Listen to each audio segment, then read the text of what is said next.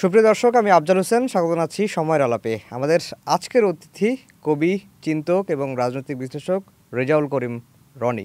রনি ভাই, আপনাকে স্বাগত জানাচ্ছি। আপনি বেশ জনপ্রিয় একজন ব্যক্তিত্ব এবং সাম্প্রতিক সময়ে রাজনৈতিক বিশ্লেষণগুলো আমরা শুনি এবং দর্শকরাও সেটা শোনে। আপনার কাছে আজকে খোলামেলা একেবারে আলাপ, খুবই ক্যাজুয়ালি আলাপ করব। বর্তমানে রাজনীতিতে আসলে কি চলছে? বর্তমান রাজনীতি আসলে রাজনীতি ছাড়া আর সব কিছু চলতেছে। মানে রাজনীতি ছাড়া মানে রাজনীতি বলতে আমরা যদি বুঝি যে জনগণের সাথে ক্ষমতার সম্পর্ক এবং রাষ্ট্র হবে একটা সেবাদানকারী প্রতিষ্ঠান, রাষ্ট্র ক্ষমতা চর্চাকারী প্রতিষ্ঠান না, তাহলে সেই ধরনের রাজনীতি তো দেখা যাচ্ছে না। এর বাইরে রাজনীতি নামে আর সব কিছু দেখা যাচ্ছে, আগে যা যা দেখা যেত। মানে কিন্তু এটা তো হওয়ার কথা ছিল না। রাইট, সেই জন্যই রাজনীতি ছাড়া আর সব কিছু চলতেছে। এখন মোটামুটি রাজনীতিতে দুটা বিষয় নিয়ে খুব আলোচনায় চলছে। একটা হচ্ছে যে পিআর পদ্ধতিতে নির্বাচন এবং জুলাই জাতীয় সনদের আইনি ভিত্তি, এটা কখন কার্যকর হবে, নির্বাচনের আগে না পরে, এটার সমাধানটা কি? এই দুইটাই খুব ফালতু দাবি, ভেরি স্ট্রেট। প্রথম কথা হলো পিআর পদ্ধতির ব্যাপারে এখানে বাংলাদেশের মানুষ প্রথমত পিআর পদ্ধতির সম্পর্কে কোনো ধারণা নাই। আর ধারণা হইলেও পিআর পদ্ধতির সবচেয়ে গুরুত্বপূর্ণ নেতা পৃথিবীতে কে জানেন? কে? Benjamin Netanyahu. আচ্ছা। যাকে সবাই মিলায়, ইসরায়েলের কিন্তু অনেক শান্তিকামী মানুষ আছে, তারা প্রতিনিয়ত বিক্ষোভ করে গাজার এই ধরনের এই ভয়াবহ ঘটনা। গাজার ঘটনার পরে তো এই দুনিয়ার ব্যাপারে আমার হোপই চলে গেছে, মানে এই সিভিলাইজেশনের কোনো ফিউচার নাই। যেখানে এইভাবে মানুষ মারা যায় সেইখানে এই ধরনের সিভিলাইজেশনের কোনো ফিউচার থাকতে পারে না। তো এই জন্য পঙ্কজ মিশ্র একটা লেখা লিখছে, ওয়ার্ল্ড আফটার গাজা। তো গাজার পরে পৃথিবী ডিফারেন্ট পৃথিবী। তো সেই গাজা গণহত্যার নারকীয় হত্যাযজ্ঞের যে নায়ক, খলনায়ক, সেই খলনায়ককে হটানো যাচ্ছে না বিকজ অফ ইসরায়েলে পিআর সিস্টেম অ্যাক্টিভ আছে। তো যখনই তার বিরুদ্ধে অনাস্থা প্রস্তাব আনা হয়, ছোট ছোট দলগুলোকে নেতানিয়াহু তার মতো করে হাতে রাইখা সেটিকে যায় বারবার। সো পিআর পদ্ধতির মধ্য দিয়ে একটা পার্টি মোনার্কি তৈরি হয়। মানে ধরেন আপনি পিরোজপুরের লোক, হ্যাঁ, কারণ পার্টি যদি সিলেক্ট করে, আপনি দাঁড়াইলেন, জনগণ আপনাকে পছন্দ করে ভোট দিল, আপনি বিপুল ভোটে জিতলেন, হ্যাঁ, বা আপনি একটা বিপুল ভোট পাইলেন, জিতলেন বা হারলেন, যাই হোক, কিন্তু পার্টি সিলেক্ট করলো, তারা সংসদে যে 200 জন বা 100 জন পাঠাবে, সেখানে ধরেন আপনি নাই, তাদের মতো করে তারা পাঠাইতে পারবে, অসুবিধা নেই। আপনাকে যে ভোট দিল আপনার জনগণ, আপনার কনস্টিটিউশনাল লোকজন, হ্যাঁ, তাদের কি হবে? তাদেরকে পার্টি দেখবে, পার্টির জিম্মায় চলে যাবে। এখন পিআর এর ক্ষেত্রে বলা হচ্ছে যে পিআর মানে হচ্ছে যে মানে যে 2% ভোট পাবে, 1% ভোট পাবে বা 0.33% ভোট পাবে, তাদের ভোটটাও যে সংসদে প্রতিনিধিত্ব করতে পারবে। তাদের ভোট প্রতিনিধিত্ব করা তো দরকার নেই, সংসদে প্রতিনিধিত্ব করবে। আপনার পার্লামেন্টারি ডেমোক্রেসি এরকম না যে সমস্ত ভোটকে গুরুত্বপূর্ণ হইতে হবে। পার্লামেন্টারি ডেমোক্রেসিতে ভোটটা ফেয়ার হইতে হবে। যেমন ধরেন 100% ভোটের মধ্যে আপনি 91% ভোট পাইলে আপনি পার্লামেন্টে চলে যাচ্ছেন, ওদিক দিয়ে আপনার 49% ভোট পাইয়াও একজন বিরোধী দল হচ্ছে, তার কোনো সে থাকতেছে না, তাই না? নো, ব্যাপারটা এরকম না। আপনি যখন 51% ভোট পেয়ে পার্লামেন্টে যাচ্ছেন, তখন আপনি ওই 100% প্রতিনিধি। That is the parliamentary democracy. ফলে এখন আপনি ওই দলের মোনার্কি তৈরি করার জন্য, ওই দলের ক্ষমতা পরিপুক্ত করার জন্য, ওই দলেরও যাতে একটা ক্ষমতার হিস্সার মধ্যে যাতে দলটারও একটা ভাগ থাকে, সেই জন্য আপনি ওই যে ভোটটা, যে ভোটের কারণে আপনি বিরোধী দল হইলেন, সেই ভোটটাকে ক্ষমতার অংশীদার বানাতে চাচ্ছেন। অ্যাবসার্ড, কোনো দরকার নাই। ওই ভোটটা অপচয় হচ্ছে না। ওই যে 49% ভোট লোকজন আপনাকে দিল না, আপনার বিরুদ্ধে ভোট দিল, সেটা অপচয় না। সেই 49% ভোটটা আপনার কৃতকর্ম যদি আপনার ভালো না হয়, তাহলে সেইটা মেজরিটি হয়ে উঠতে পারে, যেটা মাইনরিটি। কিন্তু এখন যারা চাচ্ছে তারা কি এই যুক্তিগুলো বা এই যুক্তি না, এখন যারা চাচ্ছে তারা ক্ষমতাকে মাথায় রেখে চিন্তা করছে, জনতাকে মাথায় রেখে না। কেন ক্ষমতা? বিশেষ করে এই দাবিদারটা তো সবচেয়ে বেশি আসছে জামাতের তরফ থেকে, এবং জামাতের নেতারা এখন যে বক্তব্যগুলো দিচ্ছেন, কিছুদিন আগে একজন নেতা তো বলেই ফেললেন যে আগামীতে সরকারি দল হবে জামাত, বিরোধী দল হবে বিএনপি।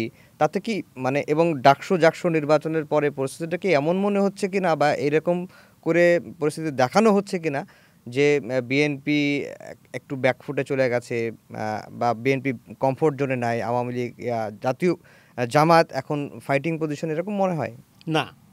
এটা কৃত্রিমভাবে তৈরি করা হচ্ছে। বিএনপির দিক থেকে বিএনপি কোনোদিনও জামাতকে তার প্রতিদ্বন্দ্বী মনে করবে না, করার কোনো কারণ নাই। এইটা যারা বানানো হচ্ছে, এটা হলো অস্বাভাবিক ব্যাপার। যেমন ধরেন আপনি প্যান্টের উপর দিয়ে যদি কেউ জাঙ্গিয়া পরে চলাফেরা করে, এটাকে অস্বাভাবিক মনে হয় না? এটাও এরকম অস্বাভাবিক ব্যাপার। কারণ হলো জামাতে ইসলাম একটা পিওরলি মতাদর্শিক ক্যাডার ভিত্তিক অর্গানাইজেশন। আর বিএনপি হলো সব দলের একটা সংগঠন, এটা সব আছে, ডানপন্থী, বামপন্থী, মধ্যপন্থী, চোর, বাটপার, সাধু, সব সব দলের একটা পার্টি হলো বিএনপি। সো এবং লিবারেল ডেমোক্রেসি, এবং জনগণের ভোট ছাড়া তার ক্ষমতায় আসার আর কোনো সুযোগ নেই, হাবিজাবি করে তার কোনো লাভ নেই। হ্যাঁ, তার নেতাকর্মীদের ব্যাপারে জনগণের আপনার কি বলবো আত্মবিশ্বাসের বা কনফিডেন্সের অভাব আছে, কিন্তু অ্যাজ এ পলিটিক্যাল পার্টি পলিটিক্সের ব্যাপারে বিএনপির পলিটিক্সের ব্যাপারটা হলো, দেখেন বাংলাদেশে বিএনপির ব্যাপারটা হলো জনগণ বিএনপির জন্য, যে people R waiting for BNP, কিন্তু সেটা সমস্যাটা তৈরি হচ্ছে নেতাকর্মীদের কারণে, এক শ্রেণীর নেতাকর্মীদের কারণে।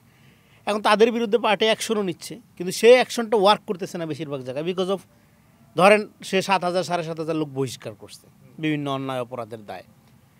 এর মধ্যে আবার কিছু কিছু বহিষ্কার এমন হয়েছে যারা নিজের হারানো ব্যবসা উদ্ধার করতে গেছে, তার প্রতিপক্ষ বলে সে দখল করতে গেছে, ও বহিষ্কার, মানে এটা একটা জুজুর ভয় হয়ে গেছে। তো যাই হোক, সব মিলে ধরে নিলাম ন্যায় অন্যায় সব মিলে এই যে 7,500, তো আইন শৃঙ্খলা রক্ষাকারী বাহিনীর কাজ কী ছিল? কাজ ছিল এই 7,500-কে এমনভাবে শাস্তির আওতায় আনা যাতে করে এই জিনিসটা আর করার কেউ সাহস না পায়। তারও আগে গুরুত্বপূর্ণ কাজ ছিল, ধরেন এই ময়লা, তারপরে হলো এই টেন্ডার, তারপরে হলো এই যে জুট, আপনি এগুলো এইভাবে রাইখা দিবেন আর সমাজে চাঁদাবাজি হবে না এটা আপনি আশা করেন?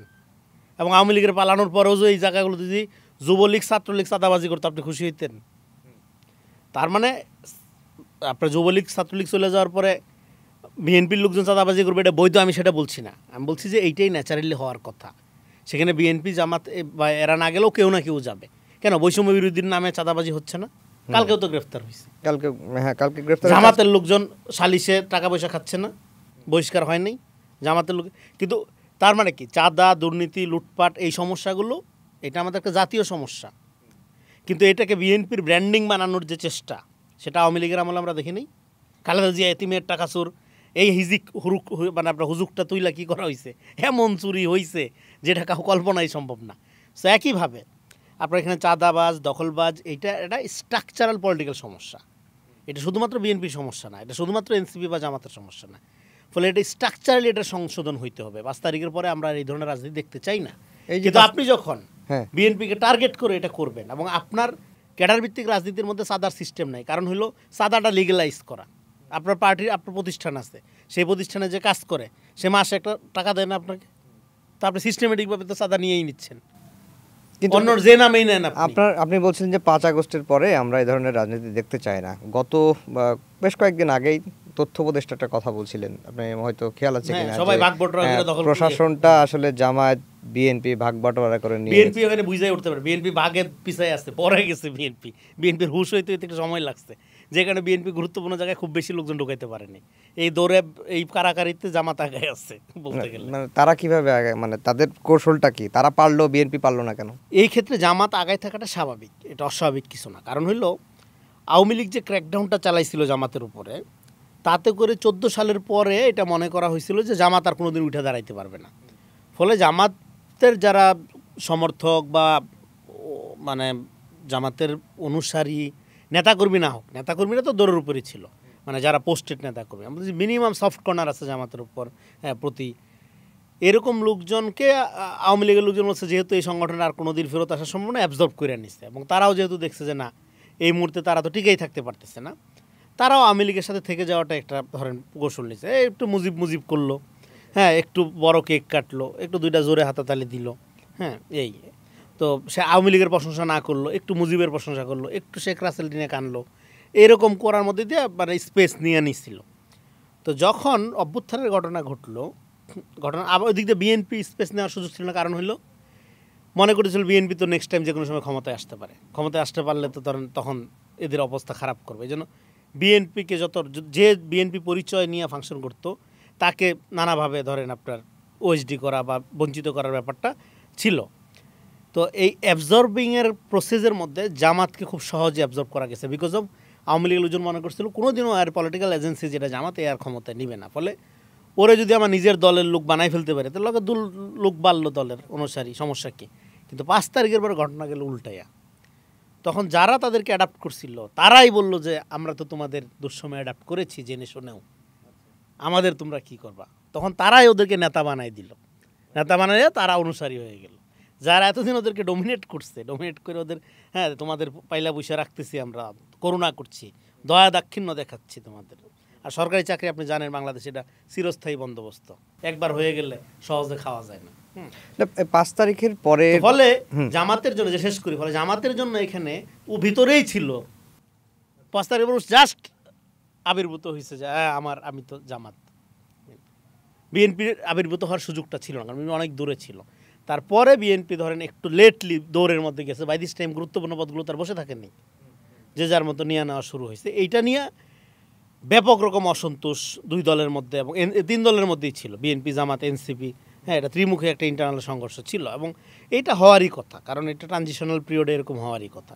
এবং এইটা করতে গিয়েই সচিবালয়ে আমরা যেটা, মানে সচিবরাও কিন্তু আতঙ্কিত হয়ে গেছিলো যে তারা তো তাদের সইরা যেতে হবে। তো তারাই অবাক হয়ে গেছে যে আমাদের কেউ কিছু করতেছে না কেন, আমাদের কেউ কিছু বলতেছে না কেন। কেননা এই প্রোটেকশনের ব্যাপারটা ইন্টারনালি ঘটছে আর কি, এটা ইনসাইড জব আকারে ঘটছে, এই কারণে এটা স্বাভাবিক। এই যে 5 আগস্টের পরে মানে মানুষ সবাই যেটা মনে করে যে যদি সুষ্ঠু ভোট হয়, মানুষ যদি ভোট দিতে পারে, তাহলে বিএনপি ক্ষমতায় যাবে বা আগামীতে রাষ্ট্র পরিচালনা করবে। এই যে আত্মবিশ্বাসটাই কি, অনেকেই বলছেন যে এই আত্মবিশ্বাসটা ধরে রাখা বা বিশ্বাসটা মনের মধ্যে রাখার কারণে বিএনপি অনেক ক্ষেত্রেই ব্যাকফুটে চলে যাচ্ছে, এরকম কিছু মনে হয়? এটা মনে করার কোনো কারণ নেই। আমি কখনোই মনে করি যে কোনো, যত বড় দলই হোক, যত ছোট দলই হোক, এটা একটা বিখ্যাত কথা আছে, ডিম ফোটার আগে আপনার বাচ্চা গোনার দরকার নেই। আপনি ক্ষমতায় যাবেন এটা আপনি জানেন, জনগণ যাকে ডিসাইড করবে। তো এবং জামাত যে বইলা ফেলতেছে তারা ক্ষমতায়, বিএনপি বিরোধী দল, হ্যাঁ, এটা সে জানে সে ক্ষমতায় যাবে। পলিটিক্যাল ল্যাঙ্গুয়েজই তো হচ্ছে না, এটা পলিটিক্যাল অ্যাপ্রোচই হচ্ছে না। আবার বিএনপি যদি ধরেই নেই সেই ক্ষমতায় যাচ্ছে, তাহলে আপনি যেটা বললেন, হ্যাঁ, এটা সত্যতা আছে, এটা ধরে নেওয়ার কিছু নেই। নির্বাচন একটা পরীক্ষা পার্টিগুলোর জন্য, সেই পরীক্ষাটার আগেই যদি আপনি রেজাল্ট নিজের মতো নিজে ধরে নেন, তাহলে তো ধরেন আপনি কোনোদিনও ভালো করবেন না পরীক্ষায়। আপনার ধরে নিতে হবে আপনি সবচেয়ে দুর্বল ছাত্র, আপনার ধরে নিতে হবে আপনার ব্যাপক প্রস্তুতি দরকার, প্রস্তুতির কোনো শেষ নেই। হ্যাঁ, আপনার প্রচুর ঘাটতি আছে, তাহলেই না আপনি ইমপ্রুভ করবেন, তাহলেই না জনগণের কাছে আপনি বেশি ট্রাস্ট অর্জন করবেন। তা না মনে করে আপনি যেটা বললেন, আপনি ধরেই নেন আপনি ক্ষমতায় যাচ্ছেন বা অমুক বিরোধী দল হচ্ছে, হ্যাঁ, এইটা তো তার মানে আপনি আসলে পিপলস পাওয়ার মিন করেন না। না, অনেকে আবার এটাও বলার চেষ্টা করছেন যে এখন তো কে সরকারি দল যাবে আর কে বিরোধী দল যাবে, মানে বিরোধী দল কে হবে, রানার্স আপ কে হবে, এটা নিয়েই যত আলোচনা, রাজনীতির মাঠে যত উত্তাপ ছড়াচ্ছে। আপনার কাছে কি তাই মনে হয় কিনা?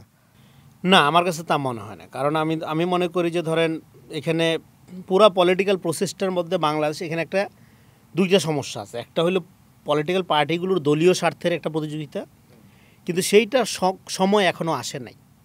বিএনপি, জামাত, এনসিপি এরা প্রত্যেকে অভ্যুত্থানের ফোর্স।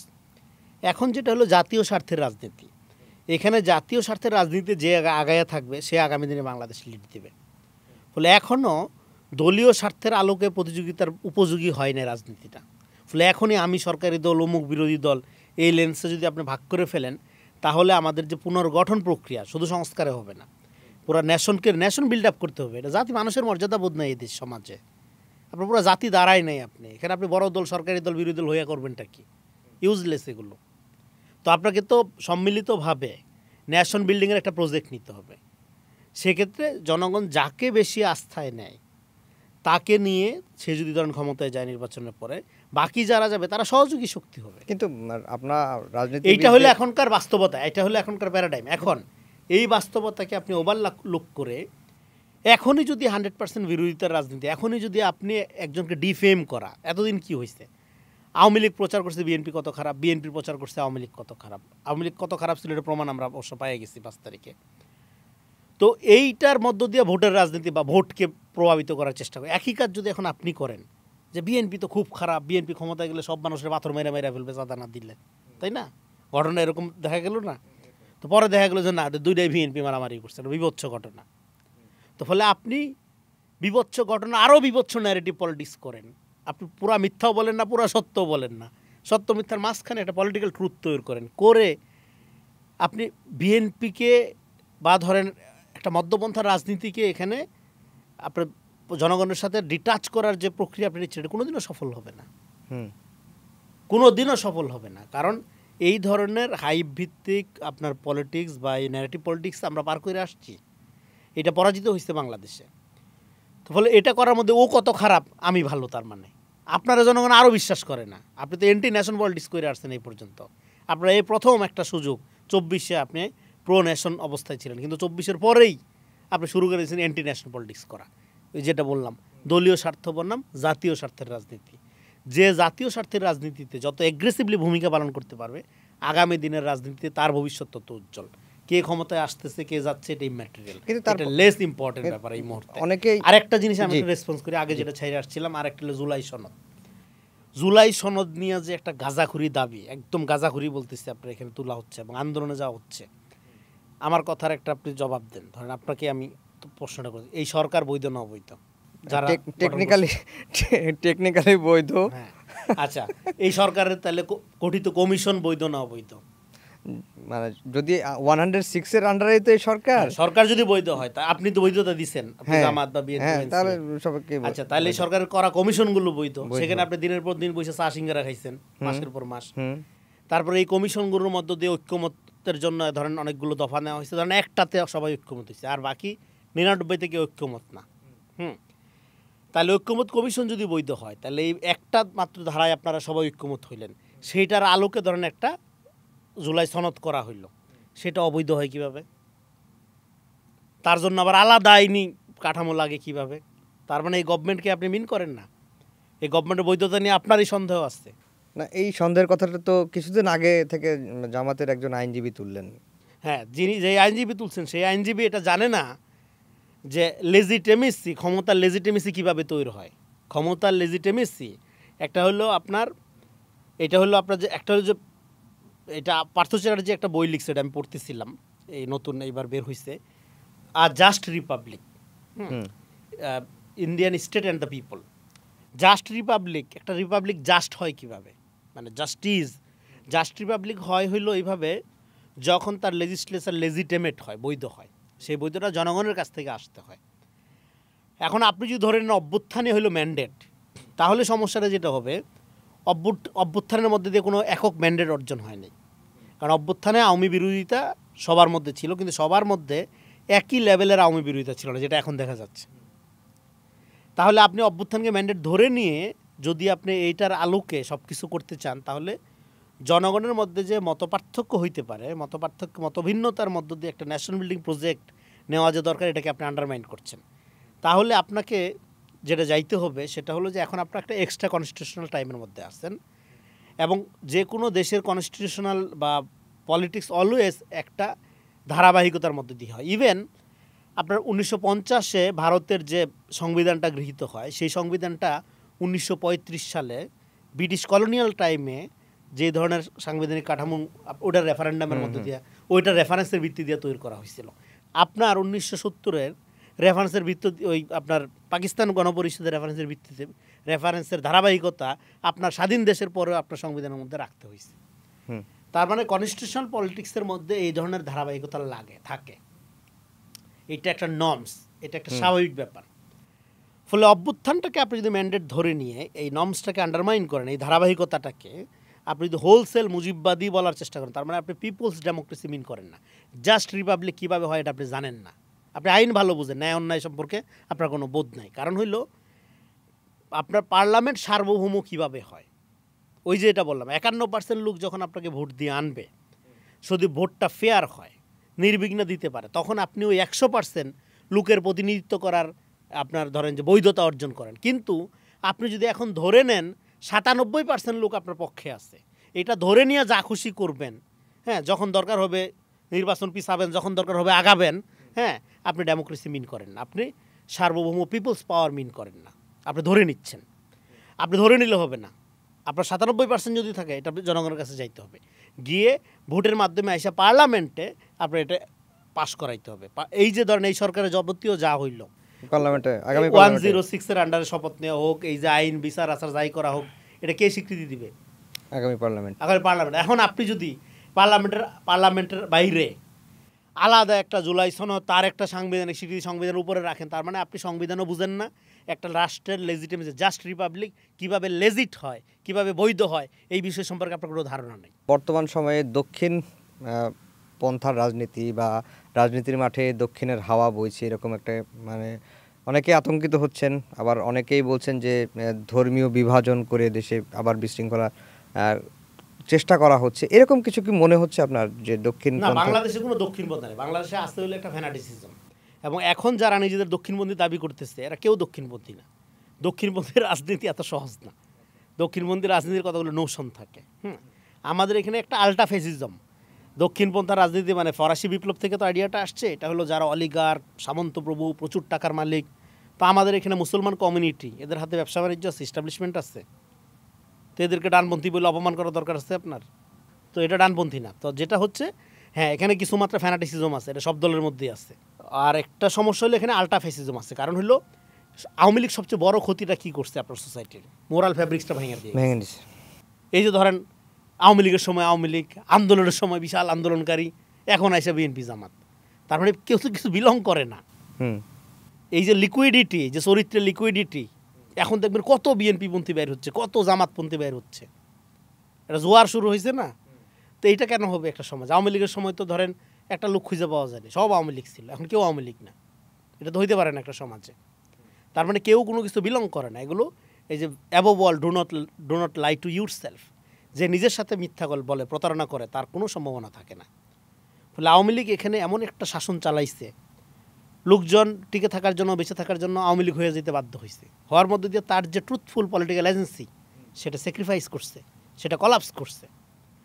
তো এখন 5 তারিখের পরে যে যার পরিচয় নিয়ে রাজনীতি করবে, কিন্তু এখানে দেখা যাচ্ছে নীতির চেয়ে কৌশল প্রাধান্য পাচ্ছে কারো কারো ক্ষেত্রে। প্রাধান্য পাওয়ার দিক থেকে তার রাজনীতি এখনও বিকশিত হচ্ছে না। তো এই জন্য আপনারা ধরেন মানে 5 তারিখের পরে আমাদের সবচেয়ে বড় হতাশার জায়গা যেটা, সেটা হলো যে আমরা যে সলিডারিটিটা অর্জন করছিলাম, সেটা একটা মোরাল আপরাইজিং ছিল। আওয়ামী লীগ যে মোরালিটি ভেঙে ফেলছিল সমাজের, সেটার বিরুদ্ধে ধরেন যে ব্রাকের ছেলেটা, যে স্কুল ছাত্রটা আন্দোলনে নামছে, জীবন দিচ্ছে, ওর তো পার্লামেন্ট কী হবে না হবে, ক্ষমতা কী হবে না হবে, এদিকে তাকায় নেই তারা কেউ। তাহলে এই যে সলিডারিটিটা আপনি অর্জন করেন, এই যে পুরা করাপ্ট সিস্টেমের ভিতর থেকে একটা মোরাল আপরাইজিং হয়েছে, জেনজির আপরাইজিংটা মোরাল আপরাইজিং, সেইটা এখন আপনি পলিটিক্যাল পার্টিগুলো আপনারা নিজেরা কন্টেইন করতে পারছেন না। যে যার ক্ষমতার লড়াইয়ে, হ্যাঁ, আপনারা এমনভাবে বিভক্ত করে ফেলছেন, আপনাদের বিভক্তির মধ্য দিয়ে আওয়ামী পলিটিক্যাল স্পেসগুলো বা আওয়ামী পলিটিক্যাল কালচারগুলো আবার ফেরত আসার একটা ধরেন যে পরিবেশ তৈরি হয়েছে।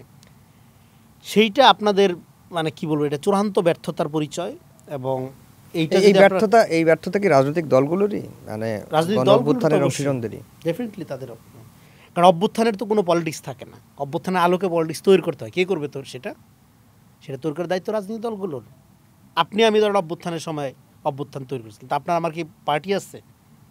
আমি কি 10 লাখ লোককে মোবিলাইজ করতে পারবো? কে করতে পারবে? এটা পলিটিক্যাল পার্টিগুলো করতে পারবে।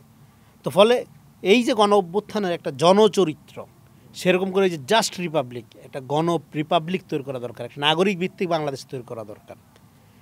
সেইটা তৈরি করার জন্য 5 তারিখের পরে এই পলিটিক্যাল পার্টিগুলোর একটা সম্মিলিত জাতীয় ক্যারেক্টার আকারে ফাংশন করা দরকার ছিল। সেক্ষেত্রে ব্যর্থ হয়েছে। সেক্ষেত্রে এখনই আপনারা যার স্টিক নিয়ে ব্যস্ত হয়ে গেছেন। প্রথমে আপনি জুলাই নিয়ে বাণিজ্য শুরু করে দিলেন, অমুক দল জুলাইয়ের প্রধান কাণ্ডারি, তমুক দল জুলাইয়ের গাদ্দার, হ্যাঁ, ভাগ করার চেষ্টা করলো। সেটা আমরা বললাম যে জুলাইয়ের ক্রেডিট শুধুমাত্র শহীদদের, জীবিত কারো লোকের কোনো ক্রেডিট নেই, আছে শুধু দায়িত্ব।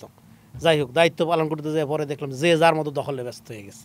ডক্টর মোহাম্মদ ইউনূস নিউ ইয়র্কে গিয়ে একটি সাক্ষাৎকার দিয়েছেন। তিনি যেটি বলছেন যে আওয়ামী লীগের কার্যক্রম সাময়িক নিষিদ্ধ, দল হিসেবে আওয়ামী লীগ বৈধ, এবং যে কোনো সময় তার কার্যক্রম নিষিদ্ধের যে সাময়িক নিষিদ্ধের যে বিষয়টা, সেটি তুলে নেওয়া হবে। আওয়ামী লীগকে কি এখন আর রাজনৈতিক দল বলা যায়? খুবই গুরুত্বপূর্ণ কথা। আওয়ামী লীগকে যারা রাজনৈতিক দল মনে করে তারা রাজনীতি বুঝে না। Fascism has no politics, it's all about organisation. ফ্যাসিজমের রাজনীতি বলে কিছু থাকে না। একটা সংগঠন, এটা দানবীয় সংগঠন, এই সংগঠনটা টিকে রাখার জন্য কিছু অলিগার্ক, চোরবাট্টরকারী, এবং এটা মাফিয়া সংগঠনে পরিণত হয়েছিল। সব কিছু বাদ দেন, বাংলাদেশের রাজনীতিতে 5 তারিখে ভারতের ব্যাপারে একটা সিদ্ধান্ত হয়েছে না? তাহলে আওয়ামী লীগ এখানে ফেরত আসা মানে হলো একটা ভারতীয় একটা সিস্টার কনসার্ন ফেরত আসা। তো ভারতের একটা ডাইন হাতকে বাংলাদেশের মানুষ রাজনৈতিকভাবে পুনর্বাসিত করবে, এটা আপনি মনে করেন কীভাবে? সব কিছু বাদ আপনার। ও যদি কেনিয়াতেও পলায় যেয়ে থাকতো, উগান্ডাতেও যেয়ে থাকতো পলাইয়া, তারপরে ফেরত আসলেও একটা ধরনের কথা উঠতে পারতো যে ঠিক আছে। কিন্তু ভারত থেকে আসা, তারপরে ভারতের একটা ডাইন হাত হিসাবে আসা, এটা বাংলাদেশের মানুষ মানবে না, কোনোদিনও মানবে না। আওয়ামী লীগের প্রশ্নটা আমি মনে করি আওয়ামী লীগকে আপনি ভিকটিম বানানো যাবে না। Victim become killers. আওয়ামী লীগের উপর প্রপারলি জাস্টিস করতে হবে। জাস্টিস, যার যতখানি অপরাধ তার শাস্তি দিতে হবে। আর যারা আওয়ামী লীগকে রাজনীতি মনে করে তাদেরকে পলিটিক্যালি পুনর্বাসিত করতে হবে। আপনি যদি আওয়ামী বিরোধী রাজনীতি করতে চান, আমরা তো ট্রুথ অ্যান্ড রিকনসিলিয়েশনের কথা আওয়ামী লীগ ক্ষমতা থাকতে থেকে আমি বলতেছি, সেটা তো শুনলেন না। তাহলে আপনার একটা কাজ হইতে পারে, আপনি রিয়েলি একটা গণতান্ত্রিক বাংলাদেশ গঠন করেন, যেটা কোনো ট্রাইবাল বিশ্বাসের, আপনাকে জিজ্ঞেস করবেন আপনি মুক্তিযুদ্ধের পক্ষে না বিপক্ষে, আপনি রাজাকার না জঙ্গি, আপনি হিন্দু না মুসলমান, আপনারা জিজ্ঞেস করবো আপনি বাংলাদেশের নাগরিক, আপনি অধিকার ঠিকমতো পাচ্ছেন কি পাচ্ছেন না, রাষ্ট্র এটা জিজ্ঞেস করবে। কিন্তু এখন তো আবার এরকম একটা রাষ্ট্র যদি আপনি গঠন করেন, আপনি পাহাড়ি না বাঙালি এটা জিজ্ঞেস করবে না, জিজ্ঞেস করবে আপনি নাগরিক, আপনি কি রাইটস এর সমস্যা। কিন্তু এখন তো আবার স্বাধীনতার পক্ষে বিপক্ষের শক্তি এগুলো জিজ্ঞেস করা যাবে না, বয়ানগুলো তো আবার তৈরি, এগুলো করা যাবে না। আমি স্বাধীনতার বিপক্ষে ধরেন, হ্যাঁ, এটাতে আপনার সমস্যা কি? আমি বাংলাদেশের আইন মানি কিনা, ঠিকমতো ট্যাক্স দেই কিনা, আমি আপনি সৎভাবে জীবনযাপন করি কিনা, এটা আপনি দেখবেন। আমি কোনো ক্রিমিনালের সাথে জড়িত কিনা, বা আপনি মুক্তিযুদ্ধের বিশাল বড় পক্ষের শক্তি, সারাদিন লুটপাট করেন, দরকার আছে আপনার আমার? তো এগুলো কেন? এই যে দেখেন বাংলাদেশটা দাঁড়ায় নাই কেন? যে জিনিসগুলো দরকার নাই সেগুলোর ভিত্তিতে মানুষকে ট্রিট করা হয়েছে, সমাজকে ভাগ করা হয়েছে। আপনি কি বিশ্বাস করেন? আপনি কত মাত্রার প্রগতিশীল? আপনি কয় জিবির বুদ্ধিজীবী? এটা তো আমার দরকার নাই। আমি রাষ্ট্র হিসেবে দেখব আপনি রাইট ঠিক মতো পাচ্ছেন কিনা। আমিও রাষ্ট্রকে জিজ্ঞেস করবো, আমি নাগরিক, আমি পাহাড়ি, বা আমি বৌদ্ধ, বা আমি তংচঙ্গা, আমার রাইটস তুমি দাও। That's the question only. আপনি বলছিলেন যে ভারত থেকে আওয়ামী লীগ যদি বাংলাদেশে আসে তাহলে বাংলাদেশের মানুষ আর কখনোই মেনে নেবে না, উগান্ডা বা কেনিয়া থেকে আসলে হয়তো ভেবে চিন্তে দেখতে কথা বলতে পারতো আর কি। তো তারপর আমরা যে পত্রপত্রিকা দেখছি বা বিভিন্ন অ্যানালাইসিস শুনছি, সেখানে বলা হচ্ছে ডিপ স্টেট চেষ্টা করছে আওয়ামী লীগকে পুনর্বাসন করার। এবং আওয়ামী লীগকে পুনর্বাসন করার কিছু নাই, আওয়ামী লীগ অলরেডি দেয়ার আছে, সেটাকে আপনি ডিল করেন, ক্রিমিনালদের বিচার করেন, এবং যারা আওয়ামী লীগের নিরীহ সমর্থক তাদেরকে গণতান্ত্রিক প্রক্রিয়ার মধ্যে শরিক করেন, জড়িত করেন। এটা মানে রাজনৈতিকভাবে এডুকেটেড করেন সোসাইটিকে। এবং ওই যেটা বললাম, আপনি একটা নাগরিক ভিত্তিক বাংলাদেশ যদি গঠন করেন এবং সবাই যদি তার অধিকার পায়, হ্যাঁ, যে ধরেন আওয়ামী লীগকে রাজনীতি মনেই করে, ধরেন এটা মানে believe in fake things is more dangerous then believe in nothing, কারণ সে একটা ফেক জিনিস বিশ্বাসই করে। বাট তাকেও যখন আপনি নাগরিক রাইটটা দিবেন, অধিকারটা দিবেন, তখন তার আর এই ফেক জিনিস পূজা করার দরকার হবে না। ফলে আপনি যদি রিয়েলি একটা আওয়ামী মুক্ত বাংলাদেশ করতে চান এবং বাংলাদেশের রাজনীতির বিকাশ শুরু হবে a country without Awami League, এই জায়গায় যাওয়ার পরে, এই কথাটা ছোটোবেলায় বলছিলাম। কেন এই কথাটা মানে কি? মানে হলো এই যে একটা ট্রাইবাল পলিটিক্স, এই যে একটা যে বিশ্বাস, আকিদা, আপনার চিন্তা ভাবনার আলোকে, মতাদর্শের আলোকে লোকজনকে চিহ্নিত করে তারপরে তাকে সুযোগ সুবিধা দেওয়া, সুযোগ সুবিধা মানে কি, লুটপাটের সুযোগ দেওয়া, হ্যাঁ, এই জায়গায় রাখা যাবে না। আমার রাষ্ট্রকে একটা লুটপাটের খাত, সোনার হরিণ হিসাবে চিন্তা করা, এই জায়গার থেকে আমাদের বের হতে হবে। আমি যাই বিশ্বাস করি, যাই চিন্তা করি, ইটস মাই প্রাইভেট ম্যাটার। জি, আমরা যেটা বললাম যে এটা হইলে দেখবেন আওয়ামী লীগ আর ফাংশন করতে পারতেছে, কারণ তার রাজনীতির মধ্যে ডিভিশন, সে হ্যাঁ বাঙালি বইলা বাঙালি জাতীয়তাবাদী একটা আভিজাত্য এবং অন্যদেরকে আপনার আন্ডারমাইন করা, এই সুপ্রিমেসি ছাড়া আওয়ামী লীগ ফাংশন করতে পারে না। ফলে এখানে একটা প্রপার ডেমোক্রেটিক পলিটিক্স যদি আপনি করতে পারেন তাহলে আওয়ামী লীগ নাই হয়ে। কিন্তু আওয়ামী লীগ যে মুক্তিযুদ্ধের ন্যারেটিভটা বা মিথটা দাঁড় করাইছিল ওটাকে ভাঙতে পারছে? মুক্তিযুদ্ধের সাথে আওয়ামী লীগের কোনো সম্পর্ক নেই। মুক্তিযুদ্ধের একটা জনযুদ্ধ ছিল, ওই সময় আওয়ামী লীগ একটা বড় পলিটিক্যাল পার্টি ছিল। আওয়ামী লীগ তারপরে অন্যান্য দল নির্বিশেষে মানুষ যুদ্ধ করছে, এটা আমাদের জাতিগত গৌরবের বিষয়। সেটা আওয়ামী লীগের পৈতৃক সম্পত্তি না। সেই জনযুদ্ধটাকে আওয়ামী যুদ্ধ বানাইছে যারা মুক্তিযুদ্ধ করে না, ওইখানে হেমা মালিনীর গান টান শুনছে, সেই সমস্ত ভারতীয় বাঙালি বুদ্ধিজীবীরা এটা ন্যারেট করে আওয়ামী লীগের কোলে তুলে দিচ্ছে।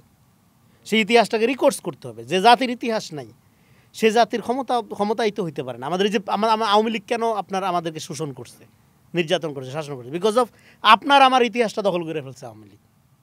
দেশের মালিক হয়ে গেছিল, দেশের মালিক আমি, আপনি, ৭১ আমার আপনার অংশীদার। জনযুদ্ধ করছি, এটা আমরা কৃষক শ্রমিক যুদ্ধ করছে এখানে, কিন্তু তারা বন্ধু রাষ্ট্র ভারতের সহযোগিতায় এই সেই করে তারা দেশ স্বাধীন করছে, এক আঙ্গুলের বড়াই। নো, এটা জনযুদ্ধ, পিপলস হিস্ট্রি। ফলে আপনার যার যে ইতিহাসের দখল নেই সেই ক্ষমতায় দখল নেই। আপনি খুব গুরুত্বপূর্ণ প্রশ্ন তুলেছেন। জনগণের ক্ষমতার কথা যে আমরা বলতেছি বারবার, জনগণের সাথে রাষ্ট্রের ক্ষমতার সম্পর্ক, এইটা কায়েম করার প্রাথমিক কাজ হইল জনগণের সাথে তার জাতীয় ইতিহাসের সম্পর্ক তৈরি করা। সেক্ষেত্রে ইউ আর ভেরি রাইট, মুক্তিযুদ্ধের এই যে আওয়ামী ইতিহাস, এটাকে জনযুদ্ধের ইতিহাসে রূপান্তর করা এই প্রজন্মের লেখক, সাংবাদিক, বুদ্ধিজীবীদের প্রধান। জাতীয় ইতিহাসটাও তো আমরা তৈরি করতে পারি, ওই যে আওয়ামী লীগের কারণেই পারিনি। আচ্ছা, ওইটাই করতে হবে এখন আমাদের, করলেই না জাতিগতভাবে জনগণকে এম্পাওয়ার করা হবে। আরেকটি বিষয় হচ্ছে যে আপনি কেন বলছেন যে, আপনি আপনার লেখাতেও বলছেন যে -2 অ্যাক্টিভ, ছোট করে ব্যাখ্যা। -2 অ্যাক্টিভ বলতে ধরেন 111-এ যারা -2 করতে চেয়েছিল তাদের তো কোনো পলিটিক্যাল পার্টি ছিল না, তাদের মধ্যে যারা পলিটিক্যাল পার্টি করতে গেছিলো তারা ফেল করছে। তো তারপরেও সেই প্রতিষ্ঠানগুলো কিন্তু পুরা সময় সার্ভাইভ করছে এবং পুরা সময় আপনারা জানেন যে আওয়ামী লীগকেই সার্ভ করছে কোনো না কোনোভাবে, কম আর বেশি। তো তারপরে এখন সেইটা অভ্যুত্থানের মধ্যে আওয়ামী লীগ বিতাড়িত, এখন আছে একটা মধ্যপন্থার শক্তি বিএনপি, যাকে আপনারা বলতেন সম্ভাব্য ক্ষমতা আসার সম্ভাবনা আছে, সেটা আমি নির্বাচনের আগে আমি বলতেছি না, জনগণ ডিসাইড করবে।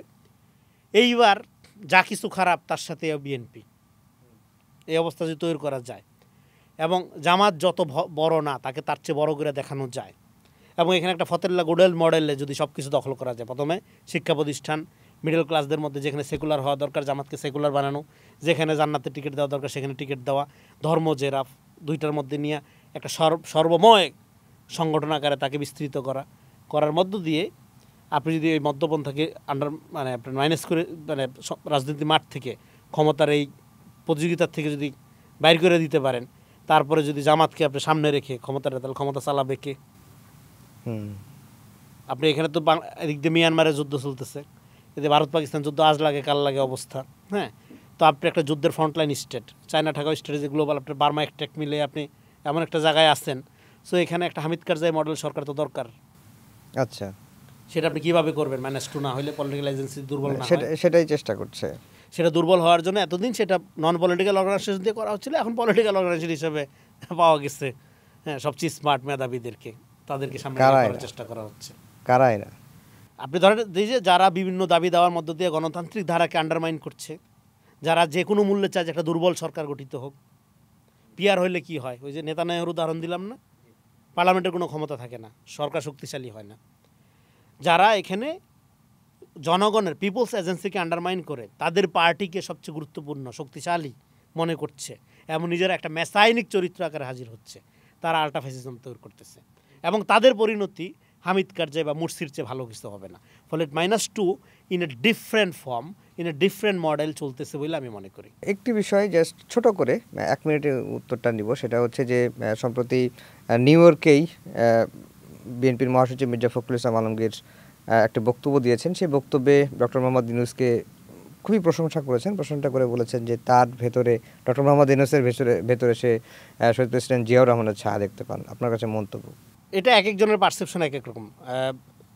একটা কথা সত্যি, ডক্টর ইউনূস সাহেব কথাবার্তা খুব ভালো বলে, উনি মোটিভেশনাল স্পিকার হিসাবে গ্লোবালি 3-4 জনের একজন এখন। তো ফলে তার কথাবার্তা শুনে মুগ্ধ হইয়া তারে যে কোনো বিশেষণে বা প্রশংসায় প্রশংসিত করাটা স্বাভাবিক, কিন্তু পলিটিক্স ডিফারেন্ট জিনিস। এবং জিয়া রহমানকে মানে জিয়া রহমানের কোনো দিক হয়তো কারোর সাথে মিলতে পারে, কিন্তু as a whole Zia Rahman একটা গিফটেড ব্যাপার বাংলাদেশের জন্য, এবং বাংলাদেশের মুক্তি, সার্বভৌমক্ষমতা, তার ইজ্জত মর্যাদা বৃদ্ধির যে মডেল, যে আর্কিটাইপ যদি বলি আমরা, দেরিদিয়ান ওয়ার্ড, সেটা জিয়াউর রহমান। সেটা যে দলেরই আপনি করেন, আপনার বিএনপি করার দরকার নেই, জিয়া রহমানের মডেল। এবং বাংলাদেশকে বিকশিত হইতে হইলে, আত্মমর্যাদা সম্পন্ন হইতে হলে, এটা যেই দলই ক্ষমতা নিয়ে করুক, মডেল একটাই, জিয়া রহমানের মডেলে যেতে হবে। রনি ভাই, আপনাকে অসংখ্য ধন্যবাদ। দর্শক, আমরা এতক্ষণ কথা বলছিলাম কবি, চিন্তক এবং রাজনৈতিক বিশ্লেষক রেজাউল করিম রনির সঙ্গে। আপনাদেরকে আজ এই পর্যন্ত রাখছি। রনি ভাই, আপনাকে আবার ধন্যবাদ জানিয়ে শেষ করছি আমাদের আজকের সময়ের আলাপ।